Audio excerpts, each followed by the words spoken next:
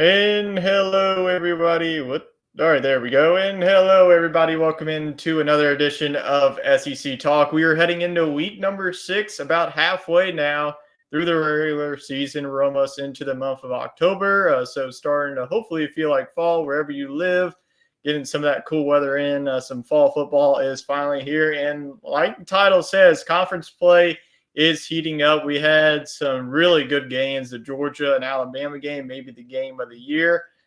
Kentucky pulling off a surprising upset in Oxford, beating Ole Miss. And we also had some other good games like Arkansas and Texas A&M, which we will get to. We also have a continuation of some good games here in week number 6. But Wade, how was your weekend? Pretty good. I got to watch some football yesterday with Matt Melanson, our good There we old go. friend. We couldn't believe the Ole Miss game. I mean, just quite the shocker. I mean, I thought maybe this week's game against South Carolina had upset potential, but nobody saw Kentucky beating Nope. Ole Miss at home. And then the nightcap, I mean, it started off as a blowout, and then boy, were we in for a treat. So we'll get recaps on both of those games here on the show, but it was definitely good to just sit back and watch some football. Yeah, absolutely. A lot of good games. And Toaster, yes, our regular show will be tomorrow night, hopefully with our full cast characters. Because if you watched last week, it was just us two. So hopefully, Chet's back and Jacob's back to talk about all of college football, what happened, and in the NFL. So let's get in now to our show here with our SEC teams in the AP Top 25 poll.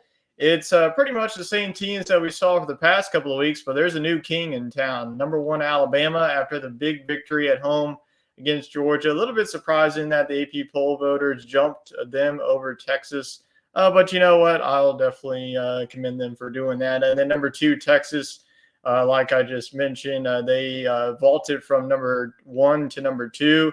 But Texas got a big victory against Mississippi State, so Texas moves on. They'll be on the bye week this week, and then they get the Red River rivalry against Oklahoma in Dallas in the next coming weeks. And then number 4, Tennessee. This was a team on the bye week. You're on the bye week, and you move up one spot, so that's got to feel really good if you're a Tennessee Volunteers fan. Number 5, Georgia. They fall from number 2 to number 5 after the recent loss to the Tide.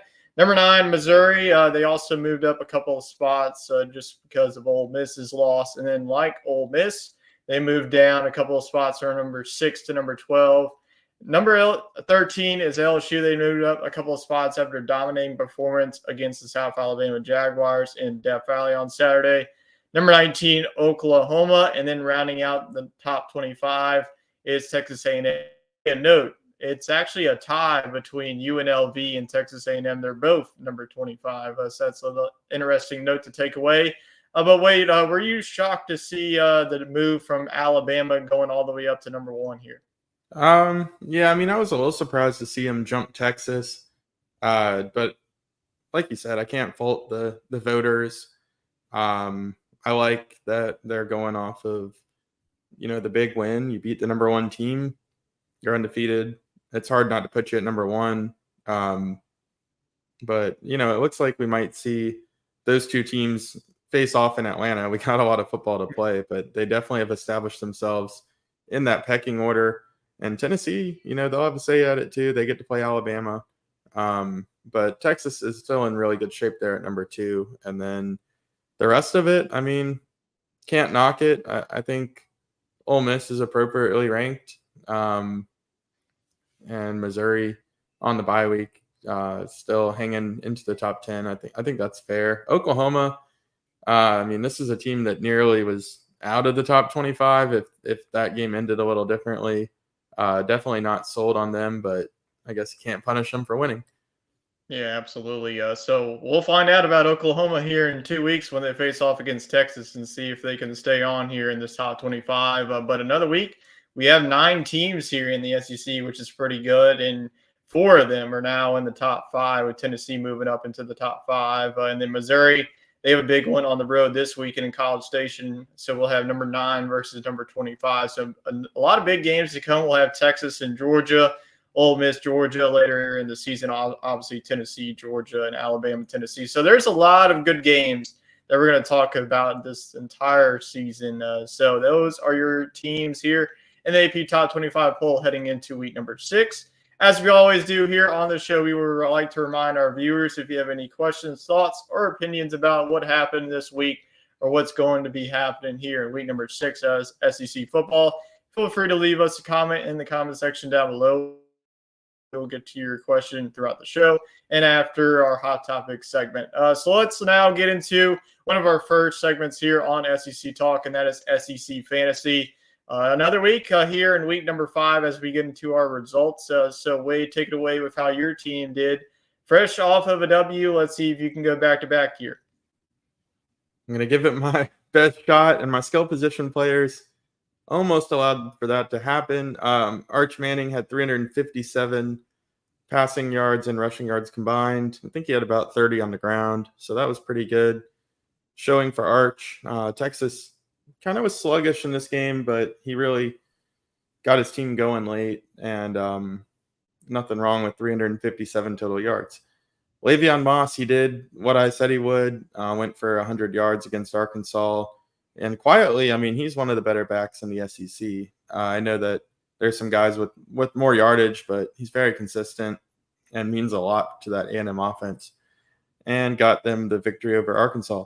Aaron Anderson, he was my number 1 pick. He had a couple big plays. He did have a touchdown, had 73 total yards. LSU really did a good job against South Alabama and asserted their dominance early and really didn't need to pass the ball much down the stretch. So Anderson's opportunities were limited, but he made the most of them, giving me 73 yards. And then this was the head scratcher of the weekend because this game was 14-7. And going into the fourth quarter, it surely looked like neither team was going to get the 20 points. You can ask Chet about that. And then, all of a sudden Auburn goes down the field and takes a 21-10 lead with 5 minutes left. And you think, okay, well, that's that. I think Oklahoma's defense was right around 350 or so at that point. And then both teams decided that they were just going to have an offensive explosion. Auburn got the ball back, went all the way down the field and threw a pick 6. But the damage was done, as far as I was concerned, with this defense because they let up 482 yards. So even though Oklahoma got the win, their own offense had far less yards. So Auburn's defense would have been the better pick. Anyways, I'm able to stay in the positives at 65 yards, but I don't know if we've ever had a defense let up 480 yards. I mean, that's just really bad. Yeah, that's pretty bad. I mean, the fact that Auburn outgained Oklahoma by over 200 yards and they still ended up winning the game, it just tells you that Auburn is just not a very good football team right now. But Arch Manning, really good game by him. And then Le'Veon Moss, he's been consistent. Aaron Anderson, he had a couple of key catches in the win against South Alabama. So, yeah, it sucks for you that you pretty much nailed it at every position player, and then Oklahoma defense almost gives up 500 yards to Peyton Thorne in that offense. That can't really move the football Thorne, at all. dude. Yeah, so I don't understand it. I saw 42. I had to look back to see if that was a typo by ESPN. But hey, I mean, I guess you got to. I mean, 65 yards isn't good at all. But hey, at least you stayed in the positives. We will see if it's enough to get you that back-to-back victory as you now go on to my team, Jackson Dart. I did not think that he was going to be the losing quarterback in this matchup, but still a good game by him, 283 yards by Dart. Jaden Blue, not the numbers that I was hoping for, only 46 yards on the ground, but we'll take it. That game was pretty much over. Ryan Williams, though, the star of the show here, 177 yards and probably the catch of the year, a couple of catches of the year that he had against Georgia last night. So Ryan Williams, this man's only 17 years old. He's only going to be Ryan Williams is going to be a popular player here on SEC Fantasy in the years come. And Texas's defense did what they needed to do. I'll take it. 294 yards given up against Mississippi State. It was a close game for at least a half, and then Texas really put it to the pedal to the metal in the second half. So what does that give me here? 212. So the final score this week, 212-65. I'm back in the win column.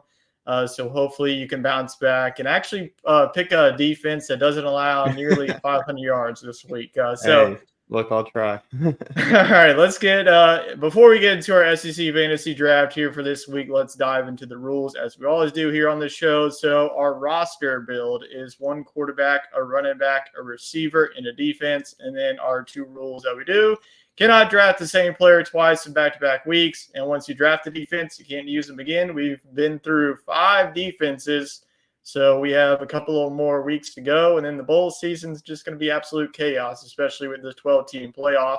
That'll definitely be exciting whenever that time comes to fruition. So let's get into our SEC fantasy draft first with the quarterbacks. We're going to go with Carson Beck with Georgia, and then I'm going to go with Jalen Milroe against Alabama. So you're pretty much just going to go with Carson Beck going up against that Auburn defense that gave up, like I just mentioned, not 482 yards like Oklahoma's defense did, but Carson Beck, he had a so-so game against Alabama, a couple of interceptions, but he played really well in the second half to, put Georgia up for about a second until we saw Jalen Milroe throw it to Ryan Williams for that 75-yard touchdown. So how do you like Carson Beck's matchup against this Auburn defense? Yeah, I mean, Carson Beck ended up throwing for over 400 yards against Alabama, so he turned it on late. And I think one of the biggest shocks for Georgia is they just don't seem to have the running game. I know they had to abandon it in this one to mount the comeback, but I really think this offense runs through Carson Beck. And like we mentioned, Auburn's really struggled. They just, I know their defense isn't as bad as maybe their offense is, but I just see this game getting out of hand, and I see Georgia putting up a lot of points in this one through the air. So I'm going to go with Carson Beck here. And, I think we're probably going to see one of us take the other. If I took Beck, you're going to take Milroe and vice versa. So I think both of these guys are in for a big one. I just think that the Vanderbilt game might be over so early that Milroe just kind of coasts. That is true. I mean, heck, if one of us picked Jalen Milroe, we definitely missed that because Milroe had like over 110 yards rushing, and then he had 300 yards in passing. So it would have been 400 total yards in SEC fantasy. So Milroe had himself a day against Georgia. He gets Vanderbilt, and we know what Vanderbilt's defense is. They're not very good. So I think this game is going to get out of hand, but Jalen Milroe will produce for as long as he's in the game, whether that's through the air and on the ground, beating Vanderbilt's defense with his legs. So this is probably going to be the top 2 quarterbacks. I mean, there's not really much to choose from. I think the other quarterback that I had in mind was Nico going up against Arkansas's defense. But Arkansas's defense has shown a lot of improvement throughout this season. So Carson Beck, Jalen Milroe are our top quarterbacks off the board. Now let's go on to the running backs, and it's going to be familiar faces that you've seen here. Not any newbies. It's Dylan Sampson with Tennessee, like I just mentioned, going up against the Arkansas rushing attack. And Le'Veon Moss, he's right back, but this time on my team this week. This is my first time that I have him. This is your first time having Dylan Sampson. And I must say, these are probably the 2 top running backs here in the SEC. So talk about Sampson. Yeah, I think so. I mean, you could put Jaquindon Jackson up there as well, and maybe Henry Parrish, but Sampson's, I think, outrushed both of them. So, he's pretty solid pick against that Arkansas defense that just let Le'Veon Moss get 117 yards. So I think Sampson can copy and paste that effort for the Bulls. Yeah, I'm going to go with Le'Veon Moss in a game that could go back and forth between Missouri and Texas A&M. I thought about going Nate Noel, but I'm not going to, I could see Noel have a big game against Texas A&M's rushing attack, but I'm going to go with Le'Veon Moss here. He's, like I mentioned, he's pretty consistent. I feel like every week he's put up 100 yards rushing, and if he does that this week, I'll take that as a win. So Moss and Sampson, 2 of the most talented running backs in the SEC, go off the board here. Now let's go on to the pass catchers. There's a common theme here. We're pretty much rinse and repeating on guys. You're going to go with Ryan Williams, who just put up 177. We didn't pick Trey Harris, but Trey Harris was the leading receiver against Kentucky. So Ryan Williams going up against Vanderbilt, that's got to be a match made in heaven pick for you. Yeah, I mean, I thought about stacking him with Milroe, but decided I would get a bulk of those yards, in the hands of Ryan Williams. And interesting note, it does seem like we're picking an all-star team this week, and it's just that point of the season to do so. But I actually had not picked a Georgia or a Tennessee player yet, so I was able to get two of my teams accounted for, and gotta love their matchups. Ryan Williams I've had before in week 2, and I'm excited to have him back on my team. Yeah, I'm going to go with Trey Harris in a matchup that could be high scoring against South Carolina. South Carolina is coming off of the bye week, so they're going to be fresh. Ole Miss coming off of that loss against Kentucky, so they're going to be motivated. So I'm going to take the best wide receiver here on the field and what could be a game that could get into the 30s of both teams. And I did not forget the defenses like I did last week. It's the defenses that we saw on Saturday night. Alabama defense and Georgia defense, two of the most talented defenses in the SEC, though. Georgia and Alabama, I mean, 41-34, who would have saw that coming between these two teams? But Alabama defense, you're going to go with the old rival and take them against Vanderbilt. Yeah, I mean, for the same reason we took these quarterbacks respectively, these games should be, decided pretty early on. And I think the Alabama defense is going to just really suffocate the Vanderbilt offense. I mean, really all they have is a read option with Diego Pavia, and I think Alabama can outsmart that. So good time to burn the tide on the season. They got a tough schedule coming up, so we're going to see what this team's all about.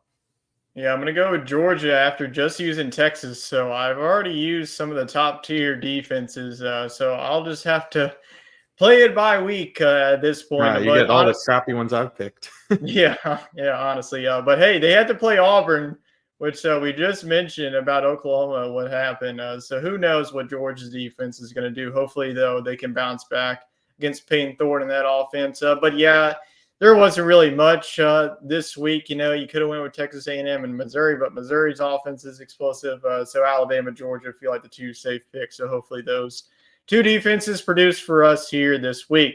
So now before we get into our Week 6 preview, we do have some games to recap in week number 5. Well, let's start with a surprise of the entirety of college football. I think that this was one of the lone upsets that we saw on Saturday, and that was Kentucky going on the road to number 6 Ole Miss and beating them 20-17. Only a couple of weeks after Kentucky held Georgia to 13 points and almost had that game won, and now they get their top 10 win. Their first top 10 win since I'm going to give you a trivia. Who was the last top 10 team that they beat? I feel like they beat no, because they did not beat Georgia the other year. It was a long time ago. Yeah, I'm gonna have to say it's like at least back to the Randall Cobb days. You're right in South there. Carolina. It was LSU in 2007. That was their last top 10. That game went into triple overtime, and they got a defensive stop on 4th down. So Kentucky gets their big victory against Ole Miss, and you would have thought that Ole Miss were just going to cruise throughout this whole entire game. Their first drive, they went down the field. Trey Harris got himself a touchdown, and they were up 7-0. You just saw, okay, Ole Miss is going to win this game like 42-10. This is going to be over by halftime. Everybody can leave. But Kentucky said not so fast. Kentucky's defense was the story in this one. Ole Miss, they put up 52, 70, 60 against, the Georgia Southerns and Wake Forests of the world.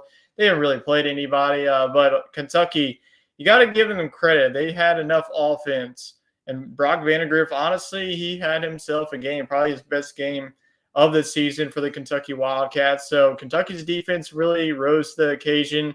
After that touchdown drive by Ole Miss, Kentucky's defense really stood up to the challenge. So you got to be impressed with this Kentucky team. They're not going to be a team that goes to Atlanta or anything, but they might be spoiling Ole Miss's college football playoff hopes because, I know that with the 12-team playoff, Ole Miss can afford another one. But 2 more losses down the road, we could be talking about this Ole Miss team not going into the college football playoffs. So huge win by Mark Stoops. So overall takeaways of this upset in Oxford.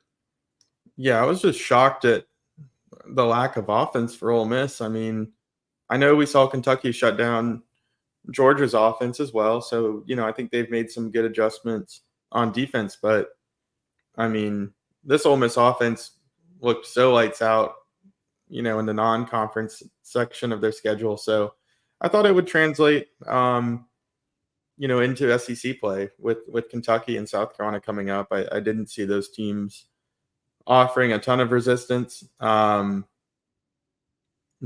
Jackson Dart just made some real boneheaded plays. I mean, he almost didn't even give him a chance at a tying field goal with a fumble. Just really didn't look like the Heisman candidate that he was coming into the game. So, yeah, this team's got question marks, and they got, some tough games coming up with LSU and Alabama. So, or Georgia rather. So, I mean, yeah, if this team gets 3 losses, they're probably on the outside looking in at the playoffs. So, they're going to have to pull off an upset on the road against LSU, or, it might not be an upset, but a tough road win, or a win against Georgia. So they got some work to do. I thought they were one of my favorites to get to Atlanta, but I don't have that same level of confidence anymore. Yeah, I know, especially with the way that this offense looked against a Kentucky defense that's really good. So good win by Kentucky. We'll see if they can build off of that moving forward. Now let's move on to the next conference game here on the Plains, Oklahoma at Auburn. Auburn controlled this one pretty much for the entirety of the game. They had an 11-point lead in the fourth quarter. And then Peyton Thorne throws that pick 6, and Oklahoma takes the lead late, 27-21. Like we mentioned, the story of the game was that Oklahoma only had like 280 yards on offense. So I mean, they got that big play with their freshman quarterback with that 40-yard touchdown. But really, after that, they were really limited. Auburn's defense really limited them to any offense in this one. And Auburn put up 482 yards of total offense, but only put up 21 points. That's just the story of Auburn this season. They can put up all these yards, but then can they produce that into touchdowns? Not necessarily. So Peyton Thorne, overall, for the majority of the game, he played well, but when it mattered, that late interception was the difference maker as Oklahoma gets a big victory, and this is their first SEC win in their program history. So big one for Oklahoma after losing at home against Tennessee. Auburn, who the heck knows where this team is? I mean, I don't know. They're 2-3. They get Georgia now, a pissed off Georgia team. So not not the really scenario that you want if you're an Auburn fan looking to be bowl eligible. So you definitely some concerns for Auburn. I mean, there's some concerns on Oklahoma. I mean, this offense didn't look good for the majority of the game, but hey, a win is a win in the SEC. Yeah, you can't fault a team for a road win. And it kind of seems like maybe they're going to go in a new direction at quarterback. And that is much needed with the game against Texas coming up here in just a little bit. So, yeah, I mean, Auburn, I don't know what this team's direction is. I mean, their defense is okay, but they just don't have many playmakers on offense. And they definitely don't have the answer at quarterback. I think this is a team that probably has to make a pretty big push in the transfer portal next season, and what will probably decide Hugh Freeze's fate on the Plains if they don't make a move this year. Yeah, absolutely. They need a quarterback, that's for sure. They need somebody that can throw the ball more than 5 yards down the field. So we'll see if Auburn can bounce back. But like I mentioned, with Georgia looming, not going to be an easy task to try and bounce back and trying to build some momentum to try to get those 6 wins that really will keep Hugh Freeze's job, because if he doesn't make a bowl game, he's probably likely going to be out. So let's go on out to the next one. This was the annual rivalry game, Arkansas versus number 24 Texas A&M. And keep in mind, this is the last time that this game will be in Jerry World, as next year the game will shift to Fayetteville. And then after that, it will just alternate. Thank God. I was over that game being a neutral site. Hopefully Jacksonville is the next one. That way that both programs can experience both places. But Texas A&M wins this defensive battle. Honestly, that's what I thought. Arkansas's defense was playing pretty well throughout the season. Same with Texas A&M. They got one of the best defensive fronts in the country. But 21-17, this game was just back and forth. and back and forth for two talented defenses and two dual threat quarterbacks dueling it out with Taylor Green and also Marcel Reed. But A&M once again beats Arkansas. It feels like that's every year at this point that the Aggies are beating the Hogs. So Arkansas drops their second game of the season. They probably shouldn't have dropped the other one with Oklahoma State. But Texas A&M, after that season opening loss to Notre Dame, this is looking like a team. It wasn't like a statement victory, but this is a good Arkansas team that they beat. So overall takeaways from this game. I know that it wasn't a pretty game, but A&M comes away with the victory. Yeah. I thought that Arkansas had it late, but made a costly turnover. Texas A&M, I mean, they did enough on offense. Le'Veon Moss paced them. This defense continues to bail them out, and that's good because, I mean, they lost a lot of players to the transfer portal and the draft. So I've been pretty impressed with that unit. But overall, I think the offense does need to take another step up if they're going to pull off some of these big wins, starting this weekend against Missouri. Yeah, absolutely. So we'll see if Arkansas can bounce back. They do have a big one against Tennessee. Texas A&M got a big one against the top 10 opponent in Missouri. So big games coming up for both of these teams. And now let's go on to our SEC Talk game of the week, which it was. Number 2, Georgia. Number 4, Alabama, 41-34. But if you watched the first half, it was all Alabama. They were up at one point, 28-0. Georgia had some costly turnovers that resulted in good field position, but Jalen Milroe played like an absolute Heisman Trophy winning candidate in the first half. I mean, he was 11 for 11 in the first couple of drives. He was pretty much perfect. He scored a couple of rushing touchdowns, and then Ryan Williams, we talked about him, made some elite plays, especially in the second half. But it was, Georgia down 28-0. They could have been like, all right, this game is over. Let's just go back home. But Georgia, in the second half, they really put it on them. Kirby Smart must have got on their ass or something. So, I mean, but Georgia, I mean, Carson Beck really played well. And like you mentioned, the really main concern is you get a guy like Trevor Etienne in the transfer portal, and their run game is pretty much non-existent. So that's credit to Alabama's rush defense. But Georgia took the lead there late. It was 34-33, and then boom, Ryan Williams with that long touchdown pass, 41-34. Georgia did have an opportunity to drive down the field, but once again, Carson Beck threw an interception. So if you had some early preseason bets of Carson Beck winning the Heisman, honestly, that's pretty much dashed at this point.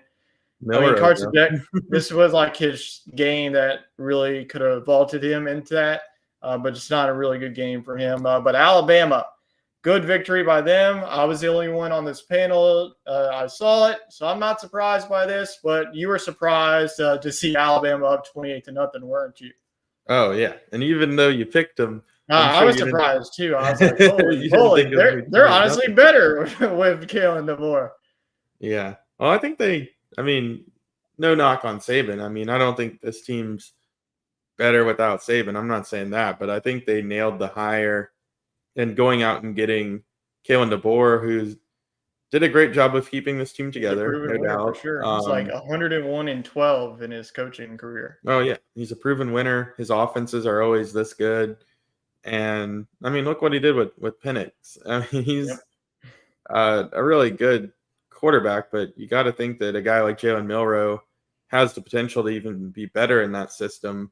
And they've done a great job of crafting the system around him. And if you picked up a Jalen Milroe Heisman bet before this game, congratulations, because I think the odds shrunk in half afterwards, and he might be the odds-on favorite. So this was just a really impressive showing for Alabama. I think that Georgia made some great adjustments and just absolutely threw a scare into Tuscaloosa there for the 20 seconds they led. But it just seemed like destiny that Alabama was going to win this one. But kudos to Georgia. I think they found out a lot about themselves. And Carson Beck, I mean, any nerves he had early on, he just swallowed and balled out, from the late third quarter on. I mean, he gave this team a chance, gave them a lead momentarily. It was a really exciting game to watch. Yeah, games like this is why we like college football. So, I mean, it wasn't much of a game, but Georgia, their second half comeback, I mean, that would have been a crazy comeback if they were to ultimately come away and pull that one off. I mean, that would have sucked for Alabama. But nonetheless, Alabama does hang on 41-34. This win ultimately vaults them back to a spot that they're quite familiar with, being the number one team in the country. So those are our games to recap here in week number 5. Let's see how we did. There was only a couple of games to pick. You went 4-2, I went 5-1, and Chet went 3-3. So really, the difference maker was the Alabama victory for me, vaulted me to first place. You get second, and Chet 3-3. Couple of picks that went wrong. He went with Arkansas over Texas A&M. This might be the last time that he picks Arkansas because Arkansas hasn't been providing him much to work with there. So really good picks overall. Nonetheless, we're all above 500. I mean, Jets at 500. That's still a good record, 3-3. As we go now more into college play now into week number 6 with our week 6 games and pick. And it's an early game, but it's our Talk game of the week. This is a big week here in the SEC. Number 9 Missouri at number 25 Texas A&M. We kind of circled this one as this is going to be one of the first early tests because you look at Missouri's schedule, it's pretty well set up. I know that they play Boston College. They have Alabama in a couple of weeks, but really saw this road game at College Station really being the difference. Will this be a one-loss team? Will this be a 2-loss team? So who you taking between the Tigers and the Aggies? Yeah, I can't believe this one's a early kickoff. This sucks. We really don't have a good slate this week for you. So I mean, I if guess game day is going to Cal, then you just know that week sucks. I mean, make Saturday night plans and stay at home for lunch because this is going to be a good one. I'm excited to see Missouri play a legitimate defense like Texas A&M and a crowd outside of their own. This team hasn't been road tested yet this year, and we'll see if that offense travels. Luther Burden's kind of been quiet. They got to get him out of his shell if they want to win this game on the road. Brady Cook, he's a name that we haven't seen on SEC Fantasy yet this year. He's still kind of trying to find his footing. I think this offense can get better. I think the defense has played pretty good, but I can't get over the fact this team almost lost to Vanderbilt. But I also don't trust what A&M has at quarterback, and I just think that Missouri's going to steal one here. But I wouldn't be surprised if A&M pulls this off. But I do think Brady Cook is a veteran guy, and I think they're gonna eke out a victory here, maybe on a field goal. Yeah, this was a tough one to pick. I think that this is a defensive battle. Both offenses has been struggling early on. Like Missouri, I'm surprised. Like we were already through 5 weeks of the season. I thought that by now one of us would have taken Brady Cook, but this offense hasn't really shown much. Luther Burden, the one-time pick him, didn't really have a good game. So Luther Burden, like you mentioned, he has to have himself a heck of a game if they do want to go on the road and pull off this upset because A&M is a 2-point favorite heading into this one. So this is going to be a defensive battle. If this was in Columbia, I would go with Missouri, but since this one's in College Station, the environment alone, I'm going to go with the Texas A&M Aggies. This will be close. Will probably be like a 24-21 type of game. It's going to be a physical battle. Come down to the fourth quarter. So give me Texas A&M. Give me the home team. Chet's also going to go the home team, 2 Texas A&Ms and 1 Missouri. So if Missouri can pull off the victory for you, you're going to be starting off the slate 1-0. So we'll see. Keep an eye on that in our SEC Talk game of the week. So let's now move on to the next one. Auburn at number 5, Georgia. We just talked about Auburn. They're now 2-4 on the season. Actually, 2-3 on the season. Then Georgia, we just talked about them a couple of minutes ago. A tough one, losing on the road to Alabama in Tuscaloosa. But you come back home between the hedges against a team that hasn't been playing so well this season, especially on the offensive side of the ball. So do you have Georgia bouncing back, or do you have Auburn pulling off a shocker here? No, but this game's always crazy. I mean, that is true. Last year, Auburn almost upset Georgia at home. Yeah, Auburn. no matter the season they're having, they come to play against Georgia and Alabama.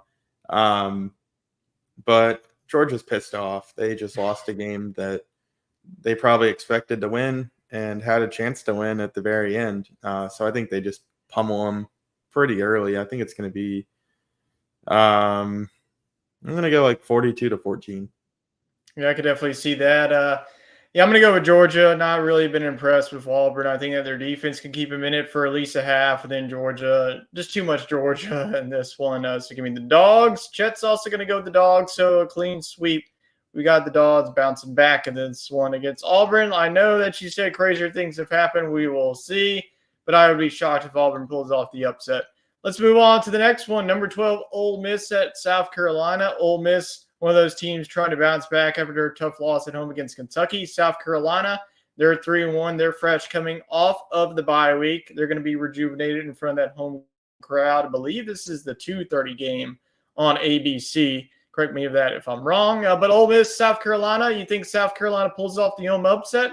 Or does Ole Miss get back on the winning streak? I thought about making this an upset last week because I figured Ole Miss would handle business against Kentucky, and I thought they'd be looking forward to that LSU game. But I just can't see this team losing 2 in a row, and if they do, LSU is going to curb stomp them. I think if this game was at night, I would give South Carolina much more of a chance. It's not. I think it's going to kind of be like the LSU game, unfortunately, for South Carolina fans. I think South Carolina is going to score some points early, but I think that Ole Miss offense is just going to wear down South Carolina defensively. So give me the Rebels. I think it will be about a touchdown game, though. Yeah, this is going to be a really good game. I'm definitely looking forward to watching this one on Saturday afternoon. But yeah, I really thought about South Carolina pulling off the upset. They're coming off of the bye week. Last time that they had a big game, they should have won against LSU. And then Ole Miss, this is a team that is coming off of a loss. What's their mindset going to be heading into a new game week? But I ultimately went with Ole Miss. I mean, I picked this team to go to the SEC and win the SEC championship, so I can't bury them quite yet. For that alone, I am going to go with Ole Miss, though it will be close. I think both teams get into the 30s. Two talented offenses. Defenses are pretty good on both sides, especially on the defensive front. But give me Ole Miss to squeak away this one against South Carolina. Is Chuck going to go with an upset? He will not. So South Carolina fans, you're welcome. We're all going with Ole Miss. So there you go. All rolling with the Rebels against South Carolina. We'll see what happens. And then number 1, Alabama at Vanderbilt. The last time that we saw number 1 Alabama at Vanderbilt, they got curb stomped. It was like 59-0 in the past couple of years when that Vanderbilt player is like, oh, we won all this smoke, and then they get drilled at home. But Alabama coming off the victory against Georgia. Vanderbilt, they are coming off of the bye week. They had a tough loss last time we saw them against Missouri, almost pulled off the upset. So I'm pretty sure that all of us will just be sticking with the Tide this week. Yeah, give me the Tide. It's going to be like 56-7. Yep, Alabama. There we go. Sorry, Vanderbilt. We're just back to not talking much about you unless you prove something. I mean, if you score 20 points, we'll talk more about you.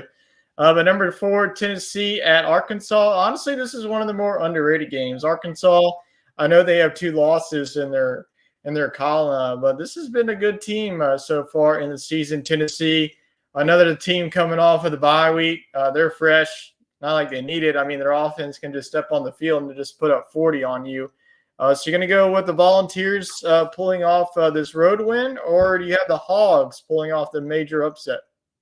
It's a night game, huh? It is. I mean, that's going to be a tough environment.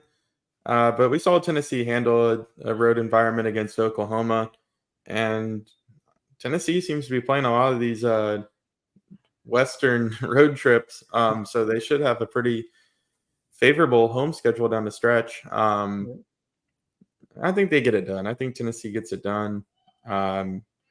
Arkansas, they were a play or 2 away from winning this past week against Texas A&M, and they couldn't make the play. And Tennessee is a lot better in Texas A&M, so I'm just going to go with the Vols. Yeah, I wouldn't be shocked if Arkansas keeps this closer than the experts think, but I'm too high on Tennessee not to pick them here on the road. So give me the Volunteers. Chet's going to be going Rocky Top. So all rolling with the big orange against the Hogs in this one. So no surprises that we're picking this week. No really upsets. So we'll see. But that is, let's go on now to the next one. That's our conference games. And now let's go on to non-conference. Probably one of the last non-conference games that we talk about until Missouri goes on the road to UMass here in like 2 weeks. We'll be talking about that one pretty quickly. But UCF at Florida. UCF just got drilled by Colorado. They lost by like almost 20 points. Florida, another SEC team, is on the bye. I mean, everybody just took a vacation this week, and then a couple more are taking a vacation this week. So do you have the Knights going on the road to the Swamp? This is a night game, but do you have Florida pulling off their win? I feel like we've been saying that, oh, this has got to be it because they're playing at the Swamp and they continue to lose. So do you see that trend continuing here if UCF pulling off the win? Yeah, I got UCF winning this one, and I think they make a statement. I mean, I think they lost this week, though, to Colorado. Yep. But I think they bounce back. I mean, they're going to want to win. It's not quite the same scenario as it used to be where you had a bunch of guys that didn't get Florida offers. Now that UCF is a Power 5 team, they're up there recruiting with Florida. And this one's big for that. You could sway some recruits to go to Central Florida with a big win. So I think they get it done. Yeah, absolutely. This is a big game for recruiting. And keep in mind, SEC Talk fans, the quarterback of UCF is KJ Jefferson. And we know what he can do on the field. He can't do anything. I'm going to go with Florida. I'm not impressed with UCF. I mean, they were 14-point favorites against Colorado, and Colorado covered them themselves. UCF is not a very good football team. They go on the road to a Florida team that's rested. They're hungry for a big victory at home. I mean, UCF, they wanted to play Florida for a couple of years. They ducked them now. They finally get them. I think Florida shows them if Florida loses this one, Billy Napier, there's no way in hell that he survives another week. I mean, losing to both Miami and UCF, and you still have Florida State. I know Florida State's 1-3, but still losing to UCF and Miami pretty early on, it's enough to get you fired from Florida. So this is a big game for Napier. But once again, I'm going to pick Florida at home, so hopefully they can do it for me. Third time's a charm, so we'll see if the Gators can do it. Jets going to go with the Gators. So you're the only one that thinks that the Knights can pull off this victory.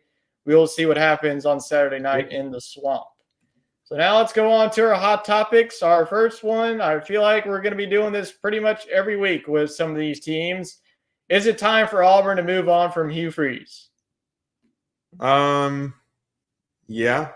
and I think they do it this year if they're confident they can go get a big time coach, that maybe Florida or somebody has their eyes on. So I don't know. I just don't see the direction with this team. Ultimately, I think they keep Freeze around for another year, but I think, yes, inevitably it is because I just don't see the future with Hugh Freeze. So if you have the guy in mind, just bite the bullet. Yeah, it's got to be a home run hire to get rid of Hugh Freeze, in my opinion. I mean, you went from Brian Harsin to Hugh Freeze, and you thought that Hugh Freeze is going to be the guy based on his SEC experience, but whatever offense that he had at Ole Miss, I mean, that must have just been a one-hit wonder because he doesn't find that type of offense at Auburn. I mean, if you can't, you get Peyton Thorne, you kidding me? If Michigan State doesn't want him, who thinks that he's going to be good in the SEC? I mean, so maybe he just needs another quarterback for this thing to turn around, but yeah, they got to get rid of him or just find some weapons in the transfer portal and hope that you hit because you haven't been able to hit in these past couple of seasons. So we will see. Ole Miss, are they still a playoff team even with the early loss against Kentucky? As of now, yes. But, I mean, this team, like I said, they're going to have to beat LSU. I think that's a non-negotiable now. Well, they have to beat South Carolina this week too. Yeah, you got to get through what's in front of you. I don't see them beating Georgia. But no, I mean, they're still a playoff team. But if they lose that LSU game, it's going to be very interesting.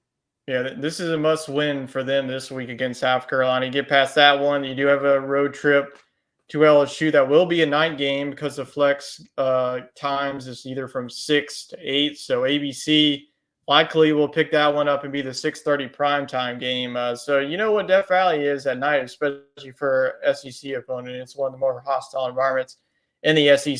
So that's going to be a tough one for Ole Miss. And then really outside of that, you have Georgia, you have the Egg Bowl. I know Mississippi State's 1-3, but hey, the Egg Bowl, like you mentioned, those type of rivalry games, you just never know what's going to happen. So Ole Miss really only has one more loss that they can get if they want to make a playoff team because they get to 9-3. I just don't know based on their strength of schedule. So Ole Miss pretty much has to be perfect the rest of the way if they want to make a playoff. So I was very confident on this team being a playoff team, but right now I'm not as confident as it was, especially losing to Kentucky. That was a big blow to them, but we will see what happens. Next one is just a congratulations to Texas and Oklahoma. They got their first win here in the Southeastern Conference. They're on the board. For Texas, that'll probably be more. They'll probably get 2, 3. Maybe they'll go undefeated in the SEC. We'll see if Oklahoma can do the same. They already have one loss, so they're 1-1. Texas is 1-0. Texas, their next game will be in the SEC against Oklahoma, so we'll be able to have that rivalry game in the Cotton Bowl, so that'll definitely be exciting to watch that one in a couple of weeks. But congratulations to the newcomers getting their first one here in the conference. All right, last one that we're going to get to is another question. Which team has caught your eyes so far here through 5 weeks of the season? Alabama. Yeah. The answer was Texas, but the new shiny toy is Alabama. They didn't really play a tough out-of-conference slate, and they had the big win against Wisconsin, but they don't seem to be doing much up there. So just coming out and hanging 28 points on the board, yeah, that will get your attention right off the bat. And then they actually found themselves trailing, like we mentioned, and then came back with a immediate big-time touchdown play. So Alabama for sure.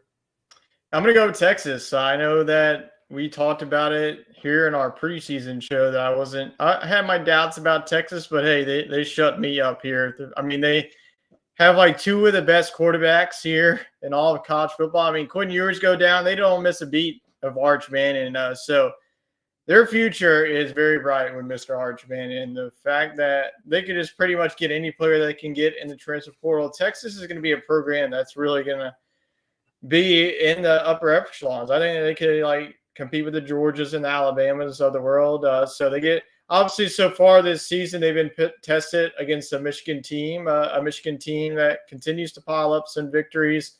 So that win's starting to get better and better for Texas. But obviously Texas, they do still have some big games coming up. They have Oklahoma, they have Georgia, but outside of that, I mean, they do have the road game against Texas A&M late in the season. That's really the only 3 games I could see them slip up. So Texas, even without Quinn Ewers, that offense, with Isaiah Bond, Jaden Blue, and they're paired with that defense, I mean, I would be shocked that this team's not in Atlanta once this is all said and done. So Texas is the team that has caught my eye, but I like your Alabama pick. Wade and I told you all the preseason Alabama wasn't going to go away even with Nick Saban out the door, and they're proving it through the first couple of weeks of the season. So that is our hot topics. That is actually our show, ladies and gentlemen. That was some more. Man, we're keeping this thing under an hour. We're really getting good at this one. But we got the template down. Yeah, absolutely. So that is it for us here. You had some words before we close out the book? I was just going to say, since we got a little bonus time, we don't have a graphic proposed, but just in case any of our listeners were curious, and you've been watching this show, Tyler's been beating me pretty bad at SEC fantasy, but I've been tracking the points this year because it's something we haven't done in the past, and currently Tyler broke the 1,000-yard mark on the season this week, so congratulations. And he's at 1,100, or I guess 1,121 total yards on the season, and I'm at 924. That's a 197-yard difference. So Tyler's guys are getting it done. He's 4-1 in SEC fantasy. So I guess we'll, as the season progresses, we'll just maybe put a scoreboard up or something just so everybody can track it. But it's definitely been Tyler's season on SEC fantasy. But he's got to start picking some of those cruddy defenses that I've used. That is true. So, yeah, that's where you'll be able to catch up because I've already used the top defenses. I've already used A&M, Georgia, Tennessee, Alabama, Tennessee. So I'm gonna have to start doing some digging here. I might might be tempted to maybe use Missouri when they go on the road to UMass. Hopefully, I have the first pick on that week. That's pretty much what's going to save me there. But I think I've already used them, so you're I mean, home it's free pretty there. close. I think that you would probably be like 2-2 if you would have picked another defense. So the defenses, like we've said for the past couple of years, the defenses can really be a difference maker here on SEC Fantasy, and that's why I like that we brought it in on SEC Fantasy. I believe this is like our third or fourth year bringing it on, so this has really been a nice segment to add on to what has already been a good show here that started since 2016, which is crazy that we're doing it for this long. We continue to grow every single day, and we definitely appreciate everybody for tuning in to yet another edition of SEC Talk. That is week number 6. We're hoping for some more good games. We'll have only 6 games here, but hopefully we get 6 good games. I know we have Alabama, Vanderbilt, which will probably not be a game, but we have Missouri, Texas A&M, Ole Miss, South Carolina, and many more to look forward to. And outside the conference, there are also been some good games too. So it's really been a good season so far. College football, it's only going to heat up from here as we get closer and closer looking at potential playoff scenarios. We won't get into that now. We're going to wait until we get to November to update our college football playoff predictions. But that'll be it for this week's show. Next week, look forward to some more preview as we look forward to week number 7. And we will recap some of the top games here in week number 6. So we appreciate everybody for tuning in to tonight's SEC Talk. If you want some more sports shows, we'll have our Sports Scramble show running tomorrow night. We already talked about maybe we'll talk more about the MLB playoffs since that's about to start. So we'll get some of that. The NFL, another week in the NFL, another loss for the Saints. Are you surprised? No, I'm not. And then some more college football news as well. So tune into that show, and we will be back here next Sunday night recapping more of SEC football. We appreciate everybody for tuning in and hope everybody enjoys the rest of your week. So long for now.